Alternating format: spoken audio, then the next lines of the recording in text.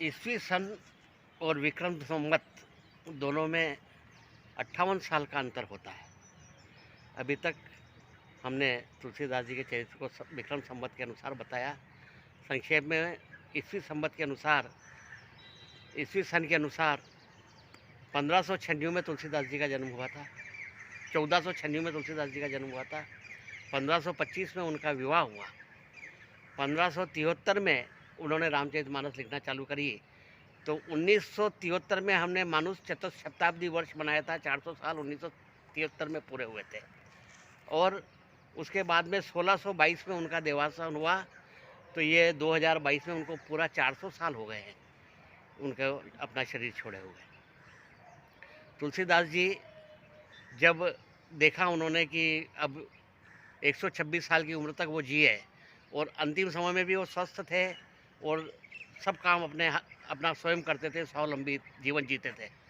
परंतु जब कलयुग का प्रभाव उन्होंने देखा कि कलयुग का प्रभाव बहुत बढ़ गया, तो उनका मन खिन्न हो गया और उन्हें जीवन जीने से अरुचि पैदा हो गई। तो वे चाहे कि अब मैं शरीर को छोड़ दूं, परंतु अब वो इच्छा मृत्यु को प्राप्त करना चाहते थे, क्योंकि वो सब मृत्यु तो उनको इसलिए नहीं आ सकती थी कि अमर होने का तो उन्होंने मंत्र बताया। रामचरितमानस में सबके लिए लिखा है उन्होंने कि जिससे आदमी अमर हो सकता है। जब माता सीता का पता लगा करके हनुमान जी जब लंका से लौटे, तब प्रभु श्री राम ने उनसे पूछा कि ऐसे कठिन परिस्थितियों में सीता कैसे जीवित है। कहु तात के ही भांति जान की, करती रहती रक्षा सो प्राण की। अपने प्राणों की रक्षा वो कैसे करती है। तब हनुमान जी ने बताया कि आदमी की प्राणों की रक्षा कैसे होती है, क्योंकि यदि प्राण जो होते हैं वो 3 स्थान से शरीर में से निकलते हैं। या तो आँखों से निकलते हैं, जब आदमी मरता है तो उसकी आँखें खुली रह जाती है। या मुंह से निकलता है प्राण, तो मुंह खुला रह जाता है। या उसका हार्ट फेल हो जाता है, अटैक आ जाता है, तो सीने से प्राण निकलता है। अब ये तीनों से जगह से प्राण यदि निकले तभी आदमी की मृत्यु होती है। परंतु ने लिखा कि नाम पाहरो दिवस निशि, ध्यान तुम्हारे कपाट, लोचन निज पद जंत्रित, प्राण जाहि के वाट। इसलिए नहीं निकल रहे हैं कि वो दिन रात आपके नाम का पेरा अपने मुंह पर बिठा रखा है, तो प्राण मुंह से जा नहीं सकते। और आपके ध्यान के किवाड़ उन्होंने हृदय पे लगा रखे हैं, तो इसलिए हृदय से भी प्राण नहीं जा सकते हैं। और आंखों से इसलिए नहीं जा सकते हैं कि दिन रात वो आपके चरण कमलों का ध्यान करती है। जब तीनों रास्ते बंद हैं तो प्राण किस तरह से निकलेगा। तो यह अमर होने का जो मंत्र तुलसीदास जी ने दिया, तो जब उन्होंने दूसरों को दिया तो वो खुद भी पालन करते थे और इसलिए उनके प्राण नहीं जाते थे। तो उन्होंने कहा कि कलयुग बहुत मुझे सताने लगा है।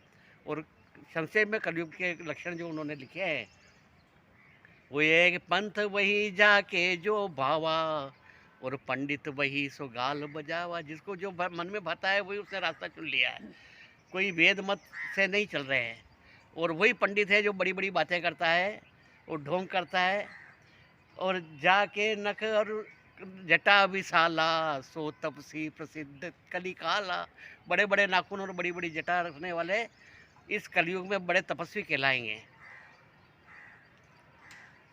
अशुभ वेश भूषण धरे, भक्षा भक्ष जे खाई, सोई तपसी सोई सिद्ध नर, पूज जे कलयुग माई।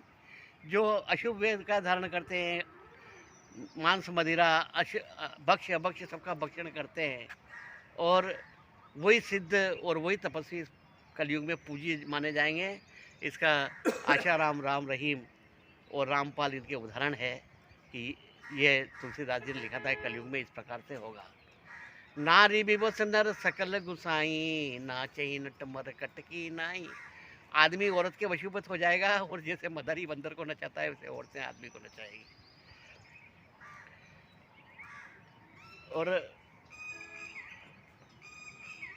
उसके बाद में उन्होंने लिखा कि सुत मान ही मात पिता तब लो, अब लानन दीख नहीं जब लो। तब तक माँ बाप को बेटा मानेगा जब तक उसको अपने पत्नी का मुंह नहीं दिख जाएगा।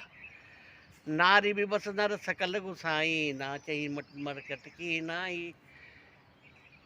और सौभागिनी विभूषण ही ना, विधवन के श्रृंगार नवीना। सौभाग्यवती कुलवधु को कपड़े पहनने को नहीं मिलेंगे और विधवाएं तरह तरह का श्रृंगार करेगी। सुत नहीं मात पिता तब लो, अब लानन दीख नहीं जग लो, ससुरारी कुटुम्ब भयो तब ते। जब तक उसको ससुराल प्यारी हो जाएगी तो कुटुंब उसको दुश्मन के जैसा लगने लगेगा। मेहंदी के रंग ने जिगर के लहू को छीन लिया, और बेटा हुआ जवान तो उसको बहू ने छीन लिया। ये कलयुग के उन्होंने लक्षण बताए हैं कि अल्प आयु होगी, अल्प आयु संवत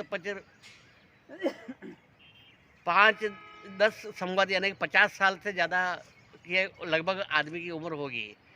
और उसके बाद में कलयुग में न कोई अपनी बेटी को मानेगा न बहन को मानेगा, और कलयुग का प्रभाव ऐसा होगा कि इस प्रकार से व्यभिचार फैल जाएगा। तो ये बड़े बड़े दुखी हुए, और उन्होंने कहा कि अब मैं शरीर छोड़ना चाहता हूँ। तो उन्होंने हनुमान जी से विनती करी कि कैसे। तो उन्होंने कहा कि शरीर अगर आपको छोड़ना हो तो आपको प्रभु श्री राम से विनय करना होगी। तो इसके लिए उन्होंने विनय पत्रिका लिखी और प्रभु श्री राम से निवेदन किया। तो श्री राम जी ने उस विनय पत्रिका पर हस्ताक्षर किए और उनकी विनय स्वीकार करी। इस प्रकार से संवत 1680 यानी 1680 यानी 1622 में सन में वो संवत 1680 गंग के तीर श्रावण कृष्णा तीज को तुलसी तजो शरीर। यानी अब ये 2022 से उनको पूरा 400 साल हो जाएगा उनको शरीर छोड़े हुए। इस प्रकार से अंत में जब उन्होंने जन्म लिया तब भी राम बोले थे, और अंत में भी राम राम कह करके अस्सी घाट पे उन्होंने प्राण त्याग दिए। इस प्रकार से उन्होंने कहा कि जब कलयुग इस प्रकार से परेशान करेगा तो फिर क्या आधार है। तो अंत में वो मंत्र लिख गए कि कलयुग समयुग आन नहीं जो नर कर विश्वास, सुमिरि राम पद पंकज भवतर बिनहि प्रयास। आदमी राम का नाम लेकर के इस भवसागर को बिना ही प्रयास के तर जाएगा। कलयुग केवल नाम आधारा, सुमिरि सुमिरि नर उतरई पारा। ये मंत्र वो बता गए हैं कि राम इस कलयुग में राम ही सबसे बड़ा आधार है। उसे स्मरण करो तो आपका बेड़ा पार हो जाएगा। इस प्रकार तुलसीदास जी हमें अंतिम संदेश दिए गए हैं, उसका हमें पालन करना चाहिए और दिन रात भगवान श्री राम का स्मरण करना चाहिए।